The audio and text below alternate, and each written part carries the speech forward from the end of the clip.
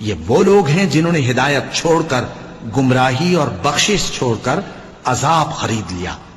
یہ آتش جہنم کی کیسی برداشت کرنے والے ہیں. یہ اس لیے کہ اللہ نے کتاب سچائی کے ساتھ نازل فرمائی، اور جن لوگوں نے اس کتاب میں اختلاف کیا وہ ضد میں آ کر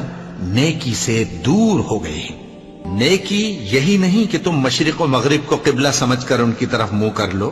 بلکہ نیکی یہ ہے کہ لوگ اللہ پر اور روز آخر پر اور فرشتوں پر اور اللہ کی کتاب پر اور پیغمبروں پر ایمان لائیں، اور مال باوجود عزیز رکھنے کے رشتہ داروں اور یتیموں اور محتاجوں اور مسافروں اور مانگنے والوں کو دیں،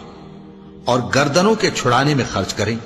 اور نماز پڑھیں اور زکوٰۃ دیں، اور جب عہد کر لیں تو اس کو پورا کریں، اور سختی اور تکلیف میں اور جنگ کے وقت ثابت قدم رہیں. یہی لوگ ہیں جو ایمان میں